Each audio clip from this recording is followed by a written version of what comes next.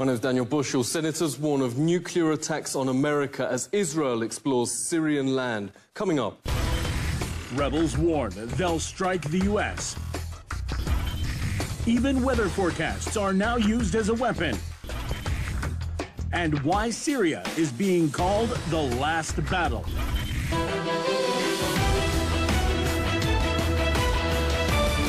16 degrees in Homs means that 1600 cameras for Saudi Al Arabiya and Qatar's Al Jazeera will be in Homs town square.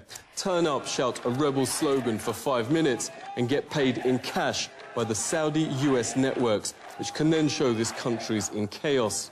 Highly sceptical of the CNN and BBC versions, parliamentarian Nick Griffin went to see what Syria was actually like. He found it fairly different. This place is really quite normal. Look at this. How do you explain that? This is a war zone. But there is still a war being waged against these poor people, and obviously it has a human effect as well. Having said that, I hope you've seen the last few minutes just how banal, just absolutely ordinary and normal most life here is. Nick joins us now. Great to see you. So whether Saudi Wahhabis or US-backed Al-Qaeda, is this foreign-driven? It clearly is foreign-driven, and it's most definitely Islamist. I did an interview with a rebel who was a suicide bomber, failed, who still believed he was in a rebel hospital because of head injuries and so on. And so I asked him, posing as a British jihadi volunteer, I asked him, well, where are you going to go once you've conquered Syria? And quick as a flash, he comes back and said, we're going to attack Europe, we're going to attack America, because they're the real enemy. Yeah, what happens when Obama gets enough Congress support to bomb Syria? The US attack on Syria will drag in Iran, it will drag in Israel. Even the Egyptians have said that they'll probably close the Suez Canal.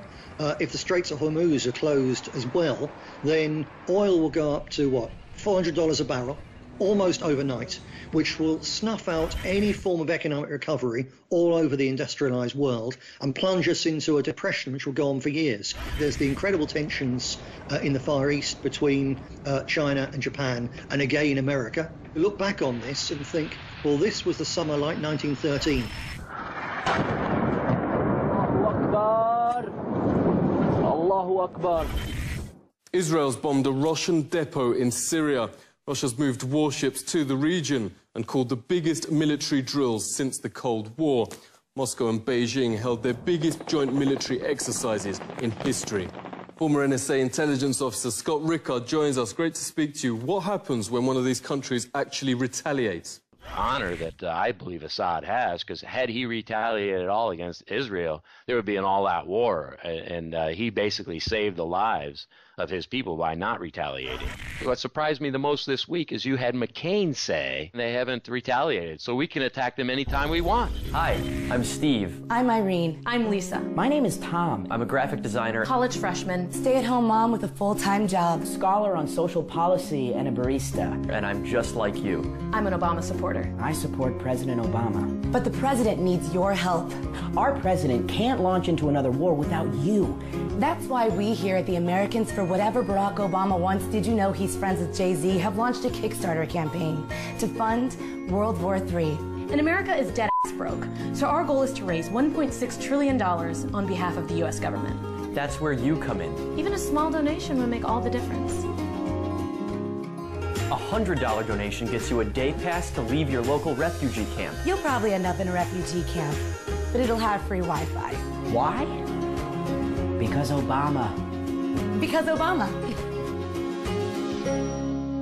Senator Graham, if the US won't attack Syria, a nuke will hit South Carolina's Charleston Harbor.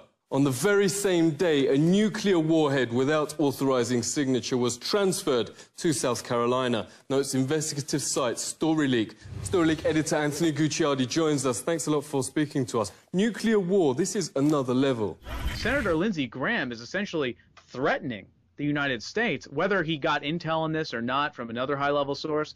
Elements in the government are now threatening us that if we don't attack Syria, there could be a nuclear incident right after they transported the nuclear weapon. They need something crazy. The chemical attack was not enough. We're looking at a potential serious false flag event to push us into this because Obama can't slime his way into Syria. There's no end game, and we can't afford, nor do we want, a World War III. And speaking of that, Mr. President, didn't you win the Nobel Peace Prize?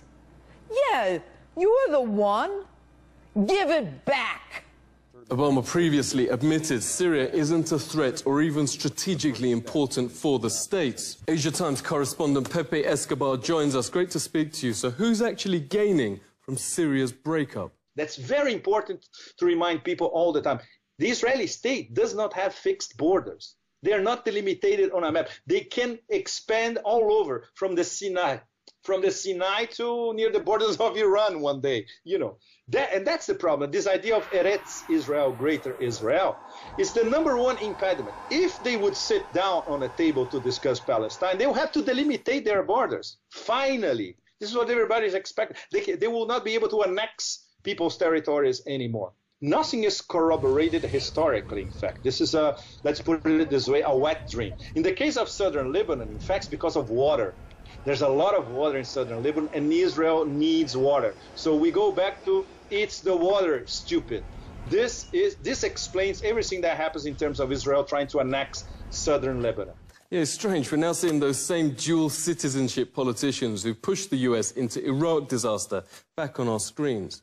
The return from the living neocons, which never disappeared. Paul Wolfowitz came back dead like he was a Michael Jackson video extra this past weekend. CNN plugging, what else? War Middle East. Nothing has changed. The false flags and all those crazy stuff happening 12 years ago in the run-up to the war in Iraq. The difference now, it's crazier, mad world, as we were discussing, much faster and out of control, because we know if anything happens in Syria, even Kissinger he said that many times, Syria is the fulcrum in the Arab. Whatever happens in Syria spreads all over. Spreading all over the region, unrest in Syria, Lebanon, Libya, Egypt. Tel Aviv's already granted gas fields in Syria's occupied Golan Heights, reports in Telehub, to a company of Rupert Murdoch, whose media are currently banging Syria's war drums. The book questioning the war on terror notes chaos may be good for Israel's expansion, but the US just gains new enemies. The book's author joins us, Dr. Kevin Barrett. Great to speak to you. How can US policy be against its interests? Traditionally, the Democrats got more than 2/3 of the campaign contributions that flow into their federal elections from the aggressively pro-Israeli faction. And that was earmarked with, support for Israel was the condition of taking that money. A clean break document was issued by Benjamin Netanyahu and the neoconservative, mostly Americans who also happen to be dual citizens, people like Wolfowitz and Pearl, Scooter Lip, all of those people. And this document proposed regime change in these Middle Eastern countries, essentially overthrowing all of these independent Middle Eastern countries and imposing imperial control. These people really do want to create Greater Israel from the Nile to the Euphrates. Israel, working with its Saudi partners, underwrote this coup d'etat against the first democracy ever in the 5,000-year history of Egypt. The indications are that they're going to keep stealing territory. Not only will they refuse to give back the Golan Heights, they're going to take Sinai. They're already creating all kinds of instability in Sinai. They came right out and said that what they want is 3 little mini rump states in Syria. Yeah, an Israeli general said Syria's part of a new axis of evil. Is that fair? Israel, Saudi Arabia, and the hardliners here in the U.S., who are in the pockets of both parties, primarily the Israelis, are the real axis of evil.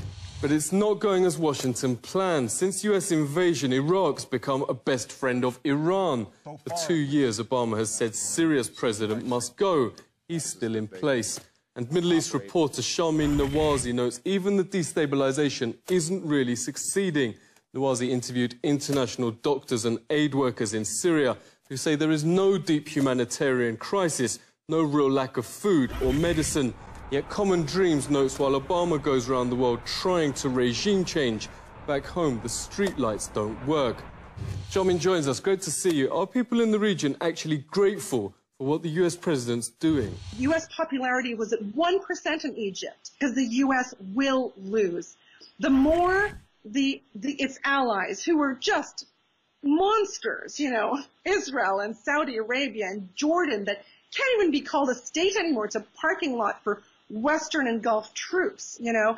Yeah, but surely a world superpower can get its way. It's a dead word, superpower. You know, it just isn't true any longer. And it's not a bunch of countries getting together against America. It's people wanting to live. You will never win against people who have more self-interest in tomorrow than you do.